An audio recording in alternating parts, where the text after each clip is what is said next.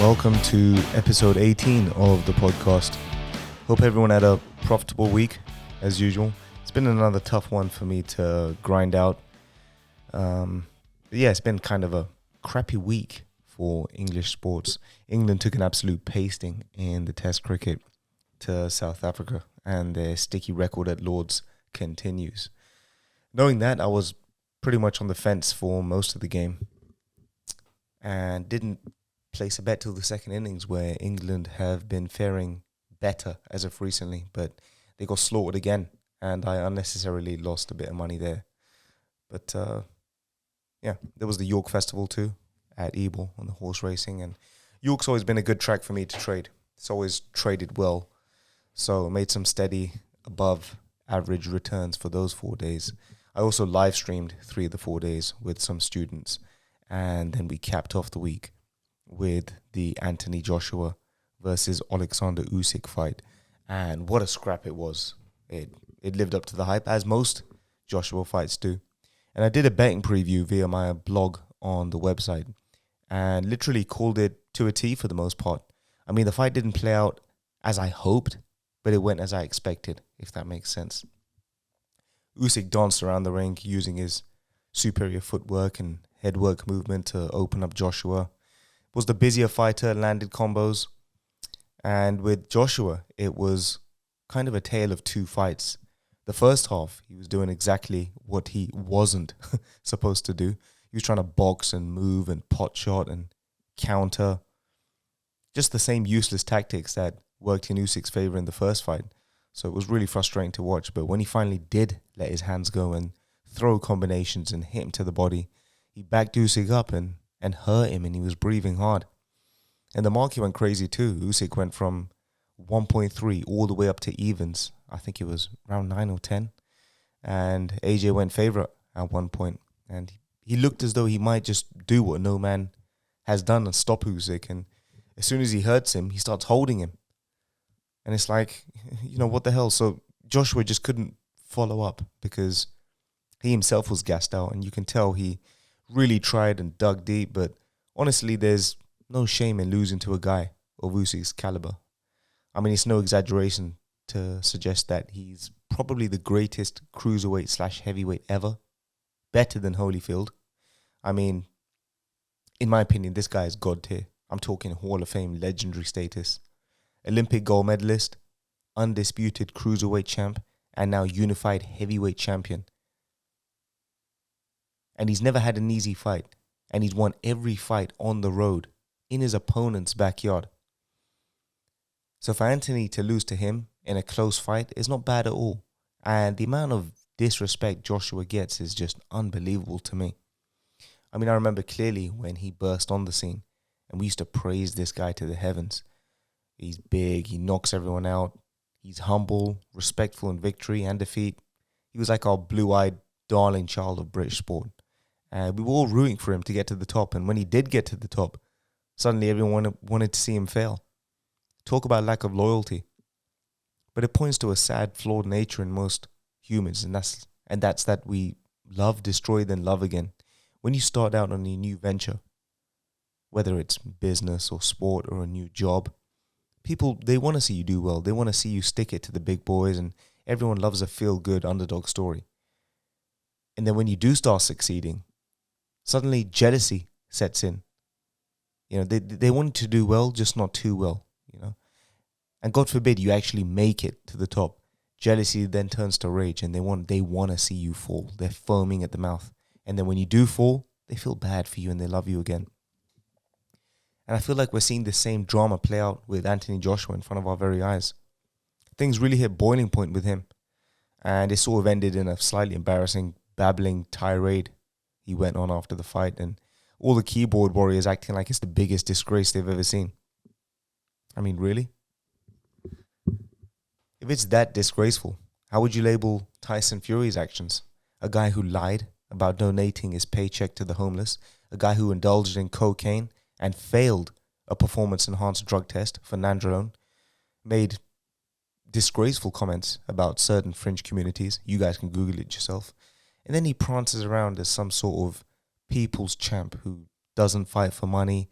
Yet he's always draped in jewelry, flash cars, Versace. I mean, the guy's a walking contradiction and seemingly gets a pass by everyone because he had mental health issues. Unbelievable double standard. And by the way, that's not to take anything away from him as a fighter. I think he's the best of today's bunch of heavyweights. I'm not going to put him in the all-time great conversation, and I spoke about this on Twitter, until he fights Usyk. And you know what? Fight Joshua as well. Fight everyone. Why does it have to be a special reason to fight? What happened to fighting for the sake of fighting?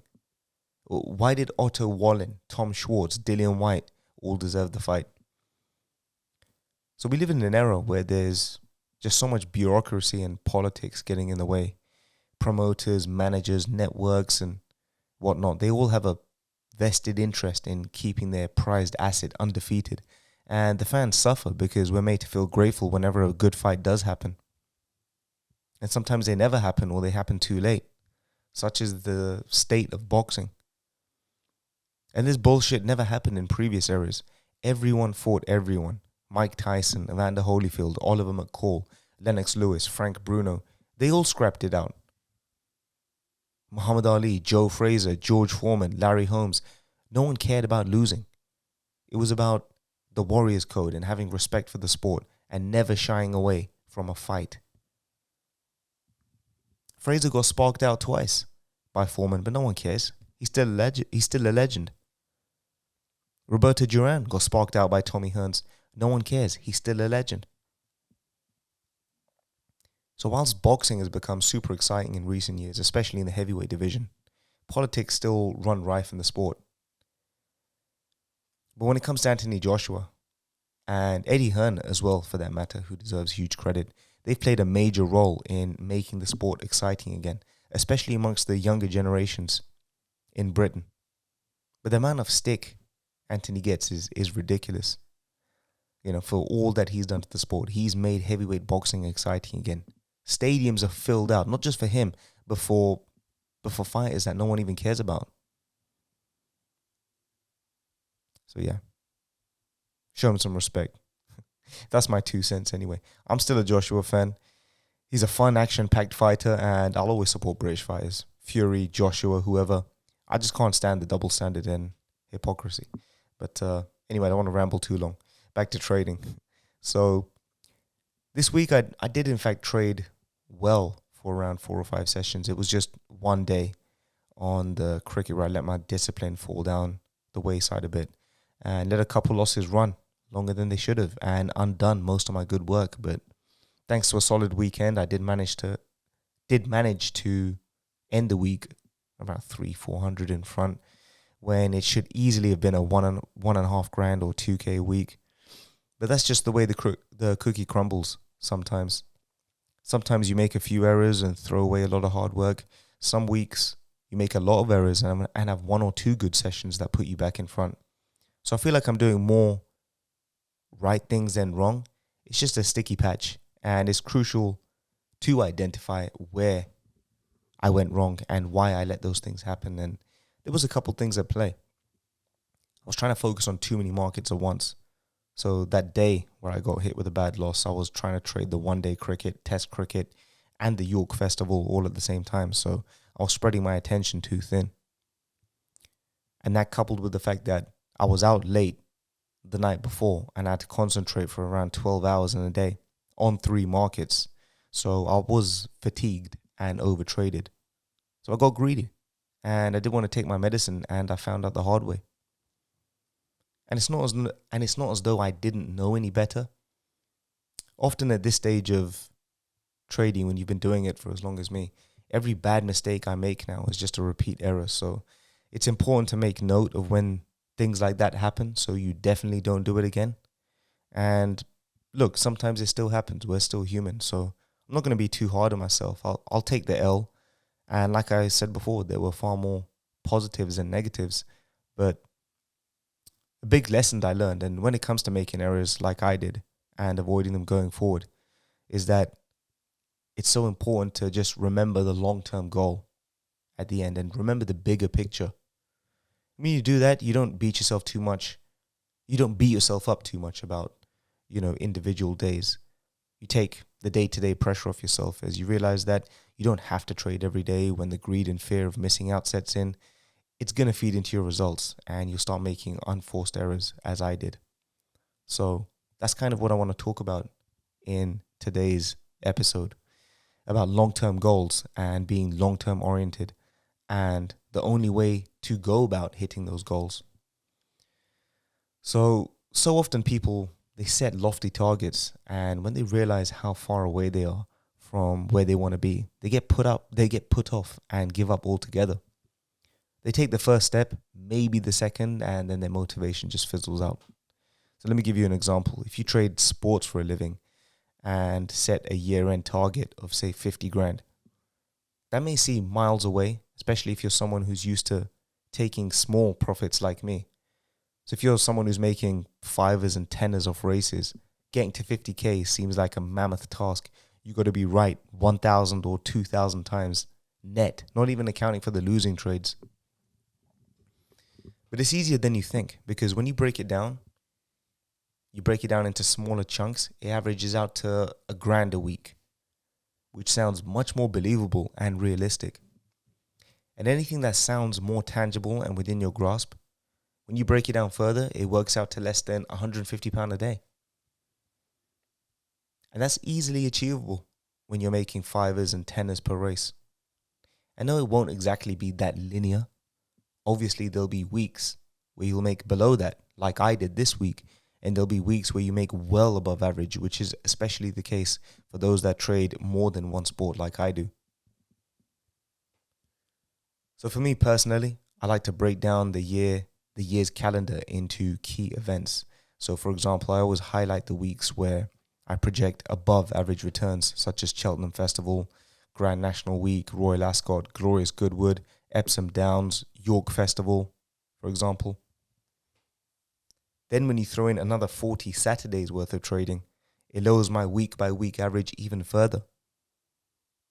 Saturdays, for those that trade sports, will know that the highest quality events tend to be on Saturday, since everyone's having a bet. There's more prize money on offer, more coverage, and just more money going through the markets. And that should be obvious when you consider the fact that the majority of people are off work, so there's more eyes on the action and more people having a punt.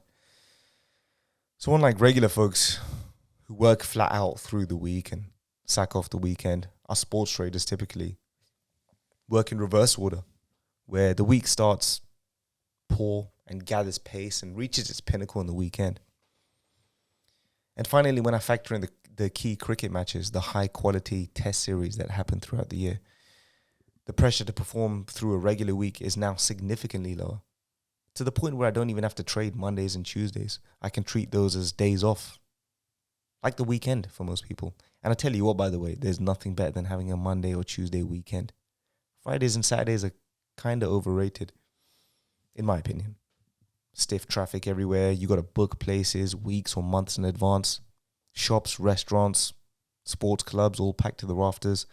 Mondays and Tuesdays, when most people have work blues, you can cruise around the city, eat your favorite place, zip around the golf course in 3 hours, get a good workout and steam room session in.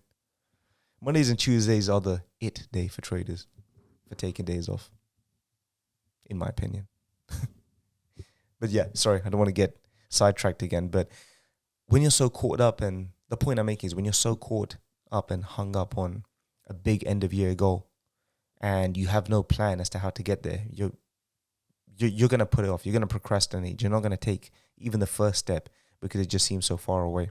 But when you break it down into smaller bite-sized chunks that you can realistically believe, when you break it down that way, you can then judge for yourself whether or not your end of year target is realistic.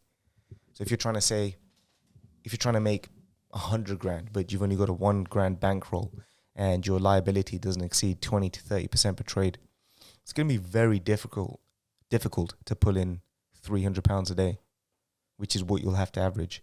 And you'll be forced to take on more risk. You'll probably have to operate in play to capture the bigger moves on racing, for example. And you're going to put an awful lot of pressure on yourself to make decent returns on the low quality midweek events, which you'll probably be forced to trade.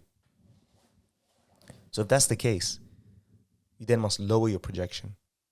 And then again, when you break it down by the week, by the day, if the goals are within your grasp, then then your projection is on course basically.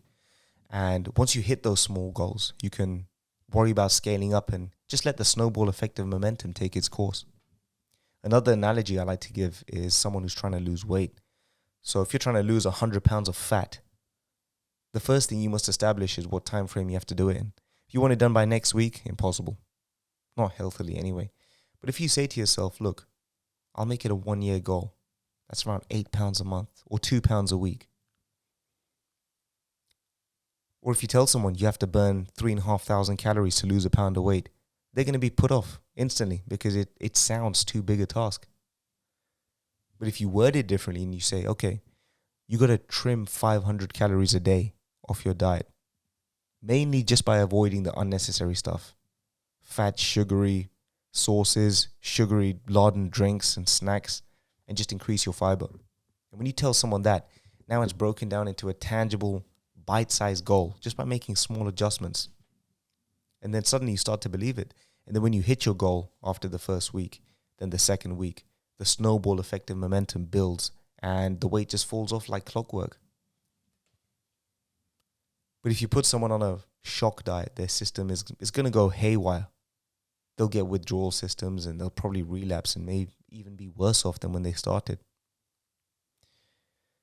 But the reason which no one talks about as to why breaking things down into small immediate goals works so well is because it forces you to stay present. It forces you to shift your attention from constantly worrying about the future and start thinking about today. Start thinking about now, in fact. And when you take care of things in the moment to moment, every moment, the long-term goal ends up taking care of itself.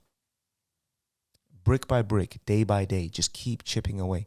Make those small incremental steps and you'll surprise yourself with how much progress you make at the end of the year. You'll then start to enjoy the process and smell the roses along the way and get a real taste of what you're truly capable of. I used to be a gym rat when I was in my late teen, early 20s. I'd hit the weight room 5-6 days a week, hour and a half sessions. And it got to a point where my strength really topped out on my major lifts. I couldn't push past 90 on the bench, around 50 barbell overhead press, 100 squat, 140 deadlift. That's kind of where I topped out. And somebody said to me, if you want to get past your plateau, you got to eat more and bulk and all that crap. And I really wasn't interested in, putting on a ton of fat and leaning out in the summer, every summer, doing that over years. I was just interested in maximizing my natural body frame. I'm barely 5'10" and around 180 pounds. So I had no interest in being a fleshy 200-pound stocky unit. So I think it was around 2012. I remember watching the Olympics in London and I was watching the powerlifters. I was looking out for the guys who were sort of in my weight category, around the 77 kilo class and 85 kilo weight classes. I was watching those two in particular. And I saw the numbers these guys were pushing and I thought, holy shit. These guys were throwing around 200 kilos over their head in the clean and jerk and the snatch lifts. Pretty much double or even triple my numbers. And they weigh the same as me. And here's me trying to add another 10, 20 kilos in my lifts. And I'm thinking, look, I'm training 5-6 days a week, an hour at a time. There's got to be an efficient way of going about this. And I remember one guy particularly stood out. And he was the gold medalist, actually. He had crazy numbers. I think he scored 204 in the clean and jerk and around 175 in the snatch. But the reason why he stood out to me was his physique. Now, most powerlifters carry a lot of fat. They're, of course, very muscular due to all the compound lifting, but they're not lean. But the guy that captured gold, he was shredded. Pure muscle and bone. His physique looked armor-plated. He looked more like a sprinter or a bodybuilder or a NFL linebacker or something. It was this Chinese guy. His name is Liu Xiaojun. Give him a Google, folks. And was he on the juice? Probably. Just given by how dirty the Olympics are. And given the prototypical physique in that sport, there's a lot of red flags there. But regardless, these guys are a similar weight to me, but with just superhuman numbers. And after doing some research, I came to realize that strength doesn't always necessarily correlate with muscle mass. And there were such thing as strength training programs that help you jack your numbers up. So I really wanted to get stronger without getting bigger. And this was in the early 2010s, like I said. And this is when bodybuilding and social media was sort of in its infancy. People used to misc on bodybuilding.com. Z's was like the godfather of amateur bodybuilding. Fitness YouTube was just starting out. Anyway, without rambling again, I heard a few of these guys recommend a book called 531 by Jim Wendler. And it's a program that promises slow and steady gains through consecutive 4-week cycles centering on the core lifts. So for the first week, you work with the 5 rep sets. Second week, 3 repetition sets. And on the third week, you're going 5-3-1, 1 being obviously 1 rep max. And fourth week is a deload. And the sets for each week vary in terms of percentage of your 1 rep max. So for example, week 1 with the 5 rep sets, you're going at 65, 75, 85% of your 1 rep max. Second week on the 3 rep sets, you're going 70, 80, 90%. And in the third week, you're going 75, 85, 90%, 95%, of your 1 rep max. And then fourth week is a deload where you operate at 40%. Now, I know that sounds complicated, so don't worry about that. But just, I'm telling you because I want you to appreciate the fact that there's genius behind the numbers. Because what you're essentially doing is taking a math-based approach to your progressive overload. And at the end of each cycle, this is what's key. At the end of each 4-week cycle, you add just 2.5 pounds to your upper body lifts and 5 pounds to your lower body lifts. 2.5 pounds sounds like nothing and probably feels like nothing. But all those couple of pounds of weight you add at the end of each monthly cycle, month by month, lead to massive year-on-year gains. Now, obviously, it doesn't work as linear as that, but the point is your focus has now shifted from a seemingly impossible target, trying to add 10, 20, 30 kilos to your lift. So for me, that was going from a 140, 150 deadlift, whatever it was, I can't remember, to 180 kilo deadlift and 140 kilo squats. So by taking a slow, disciplined day by day, workout by workout, week by week, month by month approach towards just making incremental gains, in the moment, it feels like nothing. Adding 2 or 3 kilos to your lift, it hardly feels like a victory. It's not even a full plate. It kind of slips under the radar. But by the end of it, after all those months of following that program strictly, by the end of it, when you look back, you then see how far you've progressed. And my deadlift went all the way up to 180 kilos. My squat is now 140. And I could bench past 100. I think it was like 110 is where I topped out before I stopped the program. So I did massive numbers to my lifts just by making small incremental gains. All because I shifted my attention to the moment, every moment. That's where the success happens. Let me give you another example. I'm a keen golfer, but I've plateaued at 4 handicap for a long time. I got down to 2 as a junior, but took a long break from the game. And since I came back, I've been stuck on 4 for the last couple of years. And just the daunting prospect of having to practice daily or at least weekly to get my game to the next level has put me off. It's just too much work, and the more, I'm past beating golf balls, on the range, 100 balls, 200 balls at a time, especially with the risk of wasting my time, knowing it's not going to help my game. So what I did was I shifted my attention from the immediate future of getting to scratch to the moment. And I went round the course, and all I did was I just took the smallest step towards improving my game. All I did was just track my numbers on my phone, pulled out the notes, started noting my greens in regulation, putts per round, fairways in regulation. And from there, every time I hit the practice range, I only went like once or twice a week. What I started doing was dialing in my numbers with the short irons. Every half swing, 3/4 swing, full swing, everything from my lob wedge, sand wedge, pitching wedge, 9-iron. Started making note of each yardage for each type of shot. And after only a month, literally 1 month of just making note of my key yardages within 100 yards, I dropped my handicap by 1 stroke, down to 3. I'm playing a lot more consistently, and I won my first competition in years. It was a small one, but that's all it takes to shift momentum in your favor. And that I did. And I'm also in the final of one of my home club's major knockout tournaments, which is coming up too. All because I took one step in the right direction. I really couldn't be asked in the beginning, but I just took one step, one small step. I said to myself, focus on one part of your game, 100 yards in. Start dialing in the yardages. And now I'm playing consistently, winning and dropping my handicap. And I'm more confident that it's going to feed into other things. I haven't even changed my swing. I haven't even improved my technical ability. All I did was just take one small incremental step towards improving my game, just by being a little bit more disciplined and focusing in the moment on my practice sessions. And so much has changed. Take this podcast, another example I'll give. Take this podcast. I could give 100 examples, by the way. But take this. I've long toyed with the idea of going on YouTube and sharing my thoughts. And the reason why I stalled for so long is because I knew I'd have no chance of getting the guests that I want on here, that I want to talk to, unless I have a significant online presence.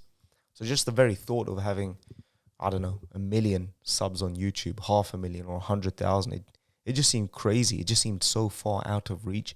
I thought, what's the point of even trying? But then I took a different approach with myself, and I shifted my attention to just having fun day by day. Just do something, even if it's a small step, towards starting and growing this channel. And look, I know in my heart, I'm putting it out there, I know that this channel is going to grow substantially and I'm going to get traffic to this podcast. I know that's going to happen. But you just got to take the first step. Just put one video out. That's what I said to myself. Put 2 out, then 3, and so on. And even if I get 1 listener, I'll be happy and take it from there. Hear what they have to say. Take it in your stride. Keep improving your craft. Keep refining your content and keep progressing. But what you got to do is take the first step. If you keep looking at the end goal, 100,000 subscribers, 500,000, you're going to be depressed. You're going to procrastinate. You're going to be put off. Just focus on what's in front of you immediately. Take the first step, even if it's blindly. It's more important than planning for all the details and trying to make it perfect. It's never going to happen. You're always learning on the job. These podcast episodes, they probably get a couple hundred listeners, tops, each episode. I don't make any money from it, but I know for a fact that I do have value to offer. And a lot of what I speak about are things that people can resonate with. And like I said before, if I can get even just 1 listener, it's better than 0. I'm getting around 200 now. And I genuinely feel like every new listener or subscriber is just a bonus because I'm already grateful. So it's so important to see your glass half full than half empty.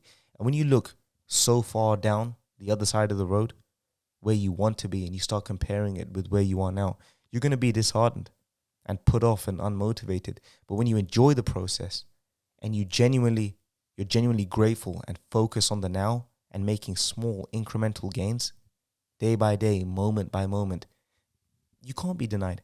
In fact, you've already won because you're happy.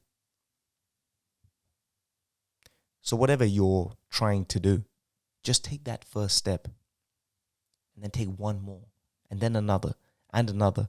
Suddenly you've gone from being idle and spinning your wheels for nothing, doing the same thing day by day by day, to crawling, to walking, and before you know it, you're sprinting towards your goals. All the while you're enjoying the journey. You got to smell the roses along the way, folks. Even through the hardships, that's where the big lessons are learned. We'll wrap it up there. So, again, I hope I've given you guys some useful food for thought to think about with regards to hitting your goals in the long term. If you keep looking so far ahead, so far down the road at the end goal without a game plan, you're going to procrastinate and you're going to be disheartened. But if you just focus on taking the smallest step, just the most incremental step towards your goal, and then take 1 more and 1 more, day by day, laying each brick perfectly, it's going to lead to massive gains at the end of the year. So while it's important to have the long-term goal at the back of your mind, always keep your attention on what's happening now, moment to moment. And that way you'll consciously try not to waste any time. So yeah, we'll wrap it up there. Don't forget to like, share, comment, subscribe, all that good stuff. And by the way, if you could please leave a review on Apple Podcasts or Spotify Podcasts. I'll leave the links in the description below. And I'll see you guys soon. Have a good week.